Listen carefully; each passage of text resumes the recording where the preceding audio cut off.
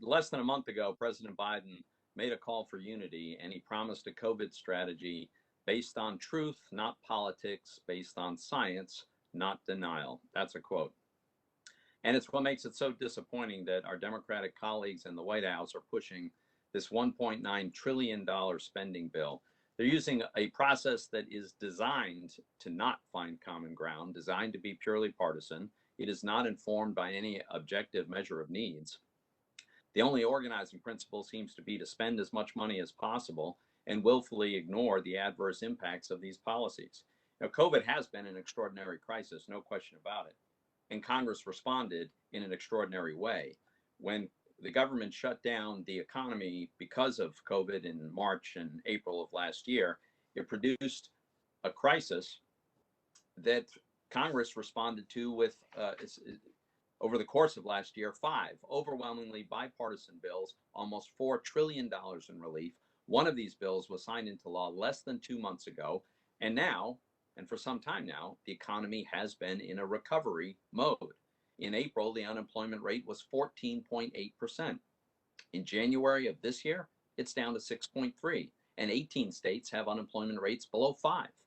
GDP growth in the last 2 quarters has been extraordinary, and the consensus for this entire year is to have extremely strong economic growth, could be as much as 5%. Now, there's certainly serious suffering occurring in those industries, among workers in the industries that have been hard hit: hospitality, travel, entertainment, leisure. But this bill isn't targeted at them. This bill is a wasteful, not at all targeted, and largely unrelated to COVID bill. Just consider some of the items.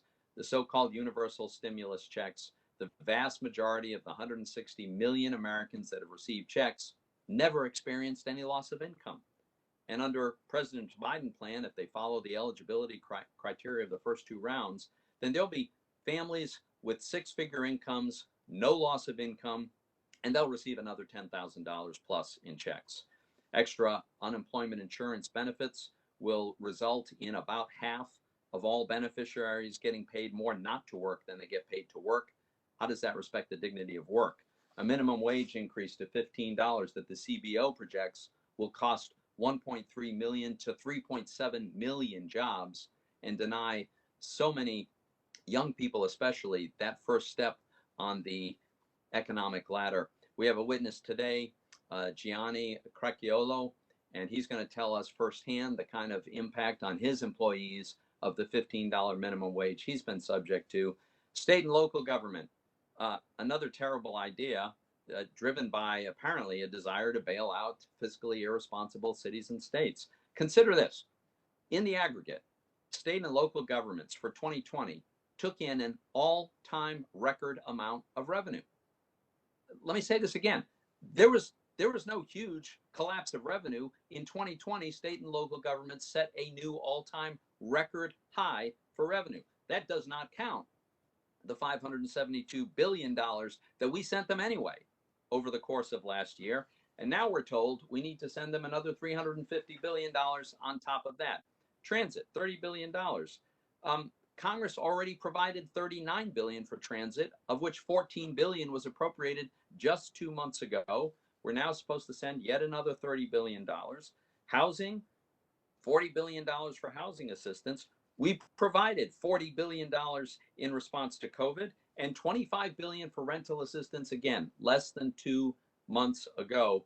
And that's all, of course, on top of the $800 billion the federal government has provided in stimulus checks and unemployment insurance benefits to cover expenses like rents and mortgages. So, Mr. Chairman, it's disappointing to me that the president's call for unity is starting to ring hollow. All five of the relief bills enacted to date were overwhelmingly bipartisan. There's a reason that this one is not, and it's because there's no rational economic justification for what's in it. This bill is not about COVID. It's not about an economic recovery. It's not about stimulus. It appears to be more about enacting a long-standing Democratic Party wish list. The focus of Congress should be working to return the economy to the pre-COVID strength we had, where we were at record low unemployment levels and there were more job openings than there were people looking for jobs. That's what we need to get back to. One of the things that we should be insisting on is that schools reopen The president says he's going to be guided by science. Well, the science is in.